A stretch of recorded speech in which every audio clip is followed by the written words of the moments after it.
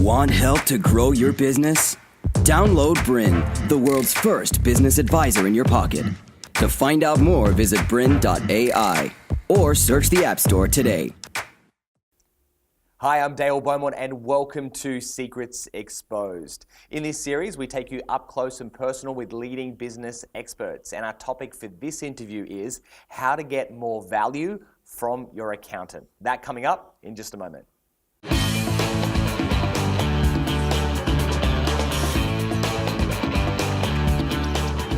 My special guest today is Scott Trevethan, and our topic for this interview is how to get more out of your accountant. Scott is a leading small business advisor and a chartered accountant, and we're going to get started right now. So Scott, why do we need to have a good accountant? Dale, great question, and I'm so excited to be here because it's a question that not enough small business owners really ask themselves. When you talk about accounting, a lot of small business owners would rather do root canal surgery than so I really commend anyone who's listening to this or watching this today, because I think it's really, really important. Now, getting right onto it, a recent survey has just shown that accountants for about the 25th year in a row are the most trusted financial advisor at all. Can you believe that? And now there's another survey that came out at the same time that also said that only 5% or less than 5% of people, of small business owners, turn to their accountant for financial advice. Can you believe that? Now, of those 5%, 40% of those reported that their accountant actually helped them grow revenue, which I think is amazing because revenue growth really is, not the auspice of an accountant. It's really around sales and marketing. So the fact that 40% of them reported that they could get revenue growth was amazing. Now, I will answer your question, I promise. What's a good accountant? So that's obviously a subjective term, good versus bad.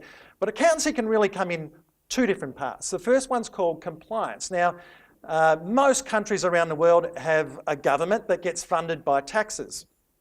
Unless you're lucky enough to live in an oil-rich country, which doesn't actually have to pay taxes.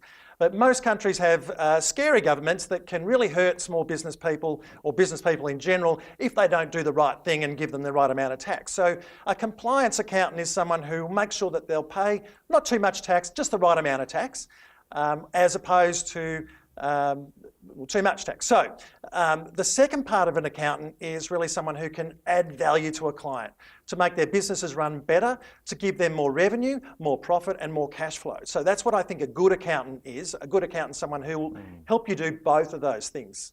So at what point do you actually need to get an accountant? If you just started a business, do you need one from the beginning or only when you're a certain kind of at a certain level of income? Yeah, look, and the internet is so full of information about what how to set a company up, how to get your own registrations and things that you need to do in order to run your business. And I'm sure that you can do, depending upon where in the world you are, I'm sure that you can do your own tax returns if you really try. But the moment that you realise, and hopefully it's at the very start of your business journey, that you need someone in your corner, that someone that can help you smooth the waters and protect you, that's when you need a good accountant. So I'd say right from the very start would be the best time. Okay, because they can help you to set up your company and structures and all those type of things and choose what software you're going to run your accounts on. Absolutely, they can really smooth that way for you because you're busy working out what your business idea is, how you're going to take that to market and how you're going to make yourself millions of dollars doing it. You really need someone in your corner to help you with all the other bits and pieces and also to protect your assets as well. Okay, how do you find a good accountant? Yeah, great question. And I think the answer to it is the age-old, well, maybe I can just ask around and get referrals from other friends because it still very much is a word of mouth type of thing for to find an accountant. Either that or go on the internet, look for reviews of that accountant, look for their website, see how technologically advanced they look, and then talk to at least 3, I would suggest. Okay, so once you are talking to them then, what questions should you ask to kind of work out if they're any good, or what should we be kind of looking for? Yeah, the number one question that you need to ask this prospective accountant is, how are you going to add value to my business? Because if they just say, well, hang on, I'm going to do your tax returns and I'm going to make sure your financial accounts look pretty good, that's not actually going to add value to your business. I mean, sure, you need to do it, but so does every other accountant can do that. So I think that's the number one question. The second question that you really need to be asking them is, what is your process? What are you going to take me through? Have you got a defined process to take me, a business owner or a prospective business owner, on a journey? Because I want to be with you for 3, 5, 10, hopefully 20 years, and that you're going to make me very rich in the process. So what is that process that you're doing? Now, if they don't have any idea on how they add value to you or what their process is, then I suggest that you might be better off continuing your search. Okay. Now, when we're looking at accountants, should we be looking for someone that's sort of like a solo accountant, or should we be looking at a company that has lots of accountants, has staff? What do you recommend? Well, it's a little bit of a big fish in a small pond, or a small fish in a big pond scenario.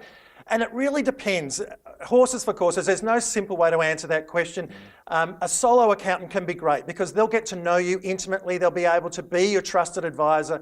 They'll know what your business is, and you'll have continuity of the person who's dealing with you. But of course, they'll go on holidays, they'll get sick, and eventually they'll sell their business. And they may not have the refined processes that you really need. Whereas a larger accounting firm, you'll have continuity because everyone will be able to, the processes will be followed. You'll always have someone that you can talk to. So I guess it might depend on your life stage and what really works for you. Okay. Now, is it important that your accountant is based in your town or your city, or now with technology, is that no longer a requirement? You know what? My view on this is that you really do need a local accountant, or at least an accountant that's going to travel to your place of business at least once a year. Okay. Now, with my clients, I like to see them in person where they're working at least once a year. So if they're in a state, that means I've got to travel interstate. If they're in another country, it means I've got to travel to another country. So I think a local accountant has a lot of benefits. When you go to someone's place of work, go to someone's factory, go to someone's office, you get a lot of information that they can't verbalise, how organised they are, what their processes are like, and what the stage of their business is really up to.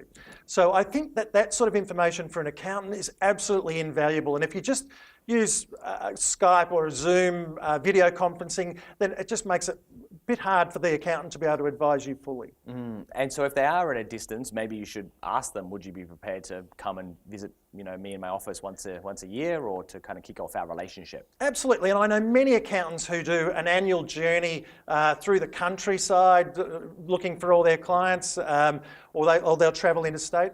But it is really necessary to go and see a client on their terms at some point. Okay, so what I want to do now is talk a bit about the sort of the difference between bookkeeping, accounting. You mentioned that you should have an accountant from the very beginning. Do they cover your bookkeeping as well, or is that a separate person? And should your accountant do your bookkeeping or not? Look, it's from a recent survey that I've done, I'd say about 50-50 accountants provide bookkeeping services. But to be honest, my view is it is a completely separate business. It's a completely separate business model. So the way that accountants generally charge, apart from value-based charging, but they generally charge 3 times an accountant's salary. So that means that a junior accountant's being charged out at a rate of around about $150 to $200 per hour. Now that's way higher than bookkeeping rates, and it's way higher than you should be paying for bookkeeping rates, especially for someone who's so inexperienced. But that's the accounting business model. So when accountants offer bookkeeping services, it means that they're doing that on a different business model. So it's not kind of what they're used to. So I think from an accounting perspective, unless they've got a separate business set up, you're probably better off separating those two. Okay, and so you're finding a separate person to do your bookkeeping. Obviously, you could try and, again, do it yourself, but it's probably not the best use of your time as a business owner. So you find a specialist bookkeeper that works in partnership with the accountant. Is it kind of like, a bit of a triangle? How do you see it? Ideally, it's a triangle. It doesn't necessarily need to be, but you're spot on in terms of not trying to do the bookkeeping yourself. We've got so many clients that do their own bookkeeping that say, you know what, I'm going to save a little bit of money. I'm not going to pay the $40, $50, $60 per hour type of rates. They'll do them themselves, or their wife will do the books to try and feel part of the business. But what that ends up doing is taking more time with the accountant. because the accountant has to correct mistakes and has to teach that person essentially how to be a bookkeeper. Ideally, you want a really good working relationship between your bookkeeper and your accountant, but it's probably not necessary these days, especially with the advent of cloud accounting. So people can just, as long as you've got demarcation lines on who's doing what and when they're doing it, then I think that relationship can work well if they're all together, but it doesn't have to. Okay, great. I've got a bunch more questions. We're going to take a short break and be back in a moment. Welcome back to part 2 of our interview, where we're talking about how to get more value from your accountant, and we're going to get right back into it. So in an ideal world, what should your accountant be doing? We talked about before how you're going to add value to my business, but give us a list of what type of things a good accountant should be doing for you. Okay, great. Well, first of all, let's take care of the compliance type of world, which is the government requirements, the regulations. Make sure that they're all well taken care of. And not only that, that they're planned out sufficiently so that the business owner knows exactly when payments are due or when forms are due to be lodged and when they need to get things to the accountant. So let's take that as a granted. Every accountant's going to pretty much get that right. So the other things that they need you to be doing is really leading you through your vision, your mission, your goals, your strategy, and making sure that those are all aligned and then tied into, say, something like an annual budget. Now, you may be thinking, well, that's not really the accountant's role to come up with the vision and the mission and stuff, but someone's got to be holding the business owner accountable, because it's too easy, as you know, to let these things drift out. So the business owner, if the accountant knows exactly what the business owner is trying to achieve, at least in that 12-month period, then the accountant can make sure that that they give advice around that. So, okay, so what about then taking things further and going about reporting? Is that something that your accountant should be doing for you? Absolutely, Dale, absolutely. So on either a daily, weekly, monthly, fortnightly, quarterly basis, whatever it is, the business owner needs to be getting information that they can use to run the business, to see where they are on their strategy, their targets for the quarter or for the year.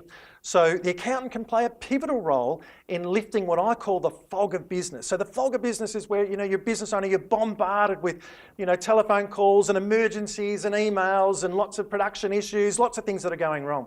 And that can cause what I call a fog. So you're not really quite sure what's going on. To continue enjoying this presentation, download BRiN, the world's first business advisor in your pocket. To find out more, visit BRiN.ai or search the App Store today.